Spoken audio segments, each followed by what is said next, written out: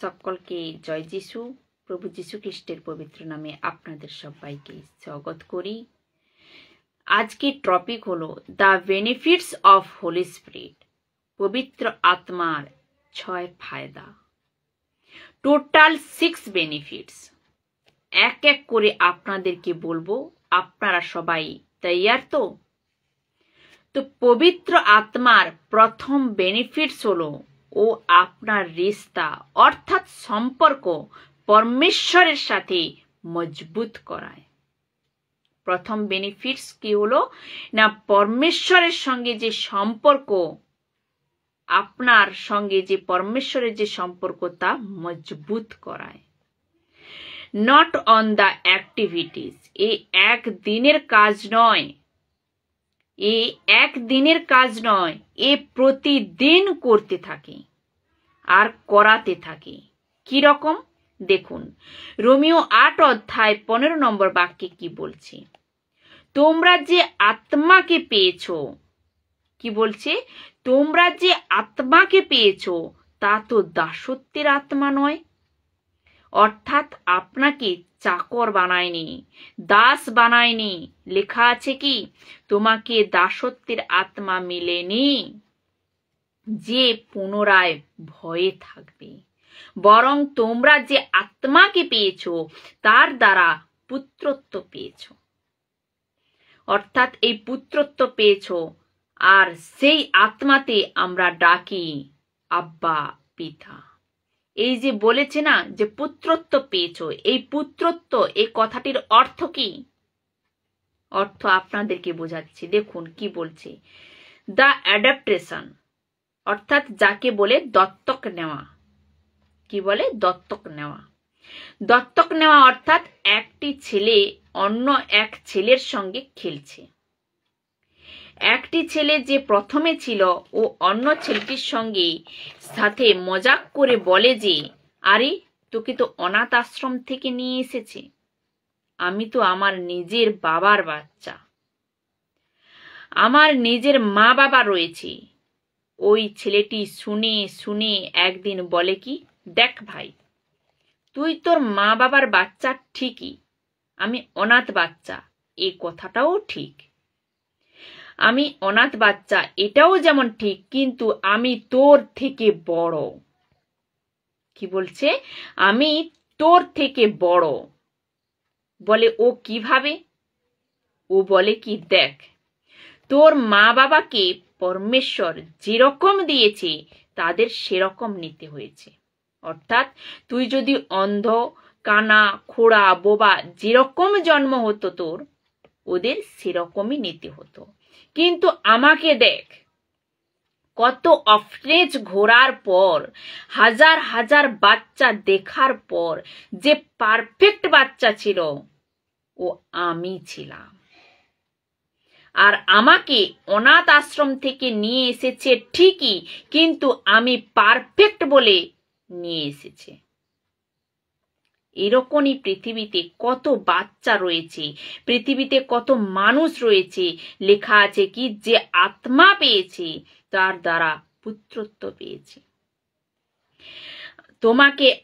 তোমাকে অ্যাডাপ্ট করে পরমেশ্বরের আত্মা নিয়ে এসেছে। কেন? কেননা সেই আত্মাকে আমরা আব্বা পিতা বলে ডাকি। একে বলে পরমেশ্বরের প্রথম বেনিফিট হলো কি, ও আপনার রিস্তা অর্থাৎ সম্পর্ক পরমেশ্বরের সাথে মজবুত করে। কিরকম রিস্তা বা সম্পর্ক? এক বাপ আর বেটার সঙ্গে যে সম্পর্ক যেমন হয়, এক বাপ তার বেটির সঙ্গে যেরকম সম্পর্ক রাখে। বলছে কি, আমি তোমাদের বাবা আর তোমরা আমার বেটা বেটি। এই জন্য তো লেখা আছে, তোমাকে দাস বানায়নি, তোমরা আমাকে আব্বা পিতা বলতে পারো। মথি 6 অধ্যায় 9 নম্বর বাক্যে লেখা আছে, আপনারা জানেন যিশুর শিষ্যরা বলেছিল, আমাদের প্রার্থনা শেখাও। কি বলছে? যে আমাদের প্রার্থনা শেখাও।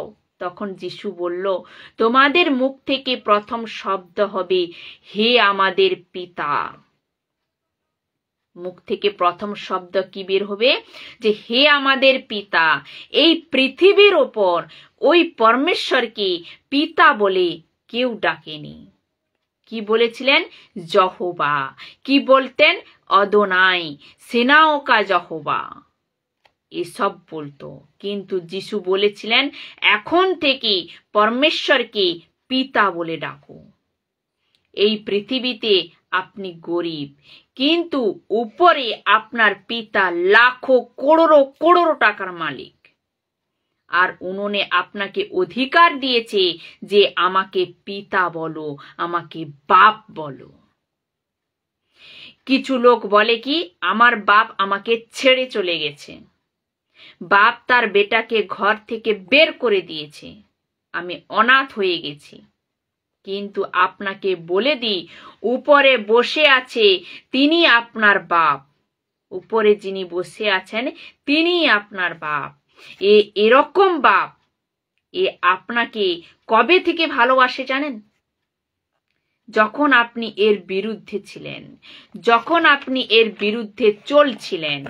এক উদাহরণ দিয়ে বলি, এক বাপের 2 ছেলে ছিল। এক ছেলে কোনো দিনই গদ্দারি অর্থাৎ খারাপ কাজ করেনি। আর এক ছেলে, সে বাপের সব পয়সা উড়িয়ে দিয়েছে। বাপকে মিথ্যা কথা বলেছে, লুকিয়ে লুকিয়ে বন্ধুদের সাথে কথা বলতো, লুকিয়ে লুকিয়ে নেশা, সিগারেট, দারু সব খেত। কিন্তু বাপ কোনো দিন ওকে বকেনি, কিচ্ছু বলেনি, কোনো দিন ওকে ঘর থেকে বের করেনি। ও নিজেই একদিন ঘর থেকে বেরিয়ে গেল। আর যখনই ঘর থেকে বেরিয়ে গেল, ওর বাপ কোথায় ছিলেন আপনারা জানেন? জানতে চান আপনারা? দেখুন, খেতে কাজ করছিল না, পার্টি করছিল না। এরকম লেখা আছে কি, যখন ওই ছেলেটি ফিরে এসেছিল, ওই বেটা বাপকে কোথায় পেয়েছিলেন জানেন? ওই গলি দিয়ে যা ও গিয়েছিল, যে রাস্তা দিয়ে গিয়েছিল, ওই বাপ ওই রাস্তার উপরে দাঁড়িয়েছিলেন। এবার আপনারাই বলুন, একটু ভেবে দেখুন আপনারা, কতদিন থেকে উনি দাঁড়িয়ে আছেন। আজ আসবে, কাল আসবে, পরশু আসবে, সপ্তাহ, মাস, বছর, কত দিন পরে যখন তার পয়সা শেষ হয়ে গিয়েছিল, দেশে আকাল পড়েছিল, ও যদি সংসারের বাপ হতো তাহলে কি বলতো? ভালো হয়েছে, ঘর থেকে চলে গেছে, ভালো হয়েছে, আমার জন্য তো ও মরে গেছে। এরকম বাপ দুনিয়াতে রয়েছে। বলে কি, আমার জন্য ও মারা গেছে। আমি এরকম বেটার মুখও দেখতে চাই না। আর যে বাপের কথা বলছি, এ পৃথিবীর বাপ না, এ কোনো লিটারলি বাপ না। এ কিসের কথা হচ্ছে? এ ওই বাপের কথা বলছি, এ ওই বেটার কথা বলছি। এরকম কোনো বাপ নেই এই পৃথিবীতে যাকে এত ভালোবাসে, যে বাপ বেটার জন্য, বেটা কখন আসবে তার জন্য রাস্তায় গিয়ে দাঁড়িয়ে আছে। দিন রাত, সকাল বিকাল, রোদ ঝড় বৃষ্টি সব কিছুর মধ্য দিয়ে। আর সে যেদিন ওই ছেলেটি এলো, তার বাপ এত খুশি হলো যে নিজের ভালো বকরি কেটে পার্টি করেছিল। ওর বড় ভাই রাগে জ্বলছিল আর বলতে লাগলো, এরকম পার্টি কার জন্য? যে বাচ্চা ঠকিয়েছে, ধোকা দিয়ে গেছে, ও বাচ্চা কি বলছে জানেন? তোর ভাই, সরি এখানে বাচ্চা নয়, ও বাবা বলছে যে, ও বাবা কি বলছে জানেন? বলছে যে তোর ভাই মারা গিয়েছিল, এখন জীবিত হয়ে উঠেছে, হারিয়ে গিয়েছিল, ফিরে এসেছে। এরকম বাপ। আর এই ভালো বাপের সাক্ষাৎ কে করিয়েছিলেন জানেন? পবিত্র আত্মা। কে করিয়েছিলেন? পবিত্র আত্মা। আপনার অন্তরে প্রেম কে দেয়? পবিত্র আত্মা। রোমিও 5:5 বাক্যে লেখা আছে যে পবিত্র আত্মার মাধ্যমে ঈশ্বরের ভালোবাসা আমাদের অন্তরে ঢেলে দেওয়া হয়েছে। বাক্যটি আমি আবারও পড়ছি, আপনারা ধ্যান দিয়ে শুনুন। বলছে কি, পবিত্র আত্মার মাধ্যমে ঈশ্বরের ভালোবাসা আমাদের অন্তরে ঢেলে দেওয়া হয়েছে। সেই পবিত্র আত্মাকে আমরা ঈশ্বরের দান রূপে পেয়েছি। কিসের প্রতি? একে অন্যের প্রতি। বলছে কি, তুমি সংসারে থেকে তোমার চরিত্র স্বভাব বদলে গিয়েছিল কি তুমি তোমার বাপকে ভালোবাসতে পারছো না। আর পবিত্র আত্মা বলে আমি করাবো। পবিত্র আত্মা কি বলছে? যে আমি করাবো। এখন আসবো দ্বিতীয় বেনিফিটস। পবিত্র আত্মার দ্বিতীয় বেনিফিটস হলো ও আপনার উদ্ধারকে সিল করে দেয় অনন্তকালের জন্য। কি বলছি? ও আপনার উদ্ধার সিল করে দেয় অনন্তকালের জন্য। আপনার যে সালভেশন, উদ্ধার হয়েছে, ও পবিত্র আত্মা একে কি করেছে? এসে সিল করে দিয়েছে, যাকে বলে ছাপ। এ ছাপ মারে অনন্তকালের জন্য। এই পৃথিবীতে এরকম কেউ মানুষ বা এরকম কোনো তাকত বা শক্তি নেই, ফেরেশতা নেই যে আপনার সালভেশন, উদ্ধার ছিনিয়ে নিয়ে যাবে। কেননা ও সিল করা হয়েছে। সিল জানেন? আপনাদেরকে উদাহরণ দিয়ে বুঝিয়ে দিই। যদি সরকার বলে যে এই দোকানটাকে সিল করে দাও, তাহলে ওই দোকানকে কেউ আর ভাঙতে পারবে না। ভাঙতে পারবে কি? পারবে না। না খুলতে পারবে।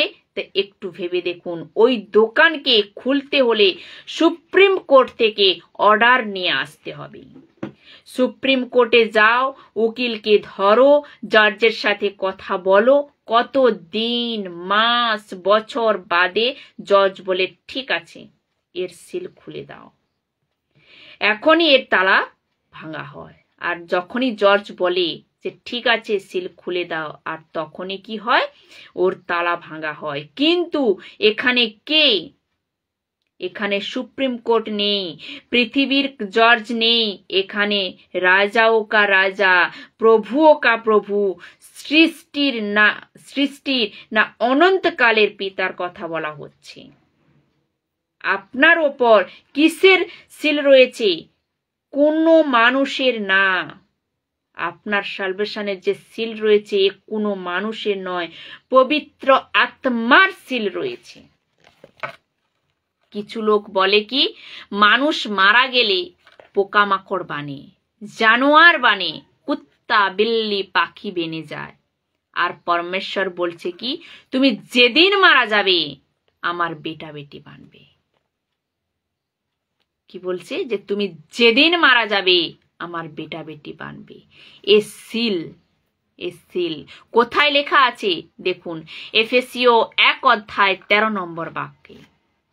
খ্রিস্টেতে তোমরা তোমাদের পরিত্রাণের জন্য সেই সুসমাচারের সত্য বার্তা শুনেছিলে এবং তোমরা খ্রিস্টে বিশ্বাস করেছিলে, আর তোমাদের পবিত্র আত্মা দান করে ঈশ্বর তোমাদের ওপর তার নিজের মালিকানার ছাপ দিয়েছেন। আপনার ওপর কিসের ছাপ রয়েছে? পবিত্র আত্মার। এর অর্থ কি? এর অর্থ হলো আপনি যেদিন মারা যাবেন, আজ নয়তো কাল, আপনার যে স্পিরিট রয়েছে ওকে কে নিয়ে গিয়ে ঈশ্বরের কাছে দাঁড় করায়? ও হলো পবিত্র আত্মা। কি বলে? বলে কি, ও ব্যক্তি যার উপরে আমি মোহর লাগিয়েছি, এ হলো আপনার বেটা বেটি, এ হলো আপনার সন্তান, একে স্বীকার করো। পিতা কেন স্বীকার করবে? কেননা ওর ওপরে পবিত্র আত্মার ছাপ রয়েছে। আর এক কানেকশন আপনাদেরকে দিই, এফেসীয় 4:30 বাক্য। তোমরা ঈশ্বরের পবিত্র আত্মাকে বিষণ্ণ না করো।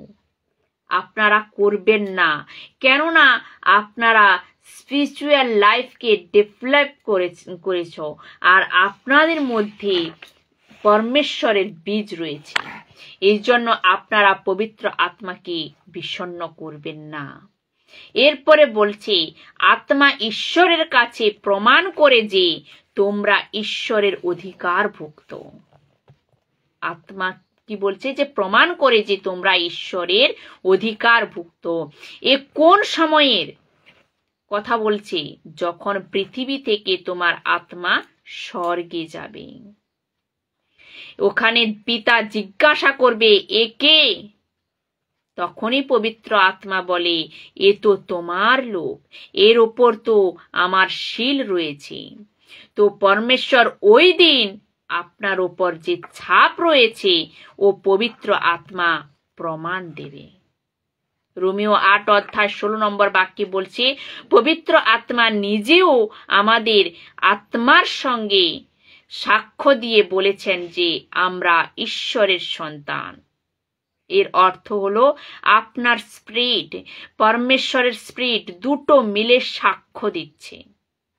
আপনারা জানেন, দুটো বা তিনটে সাক্ষ্য মিলে পাক্কা হয়, আর এই সঠিক। তোমার আত্মা আর পরমেশ্বরের আত্মা সাক্ষ্য দেয় কি আমরা পরমেশ্বরের সন্তান। এরপর আসবো পবিত্র আত্মার তৃতীয় বেনিফিট। ও আপনার প্রার্থনা জীবনকে মজবুত করে থাকে। তো তৃতীয় বেনিফিট কি হলো? যে আপনার প্রার্থনার জীবনকে মজবুত করে থাকে। আমি জানি না কিরকম প্রার্থনা করতে হয়।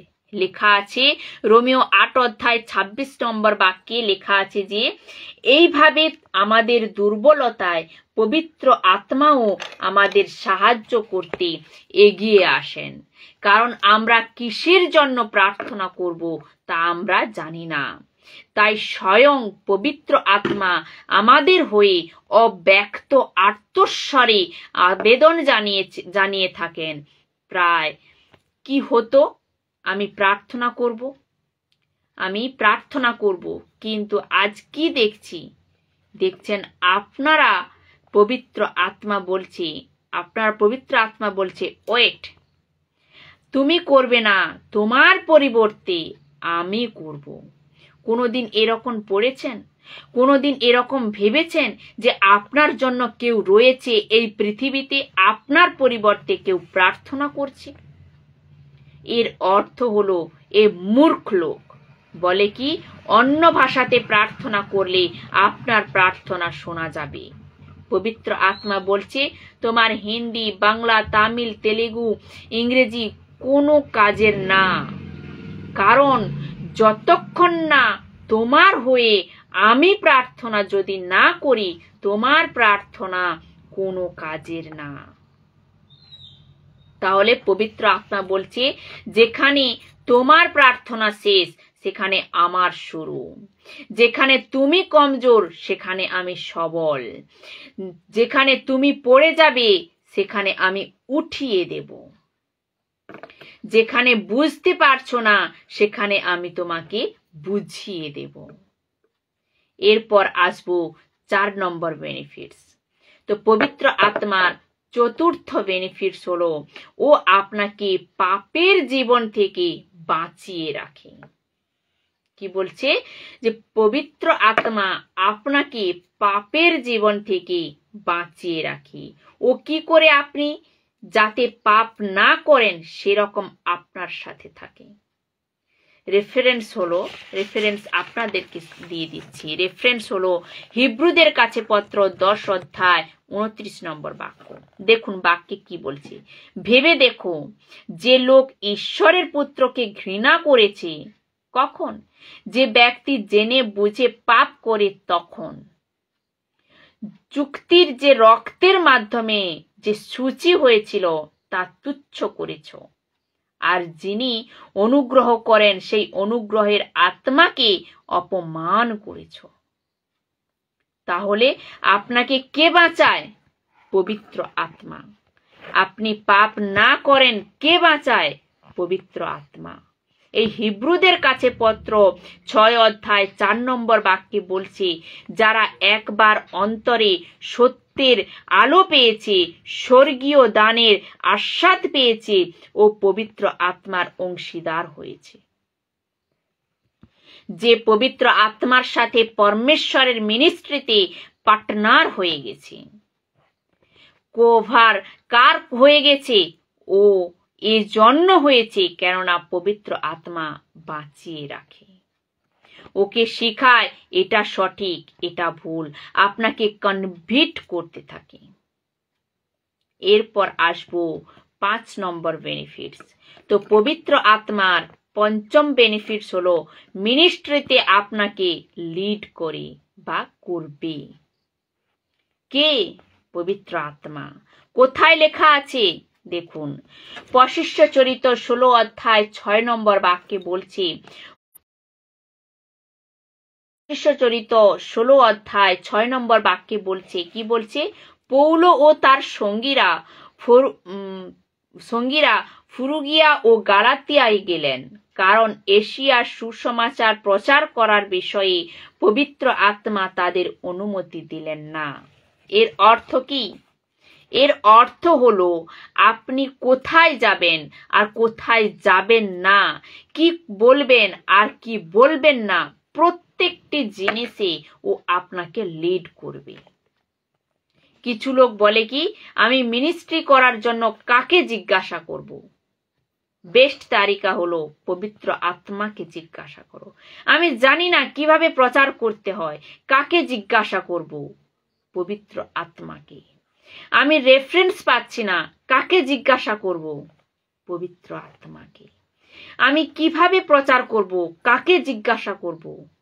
পবিত্র আত্মাকে জিজ্ঞাসা করুন।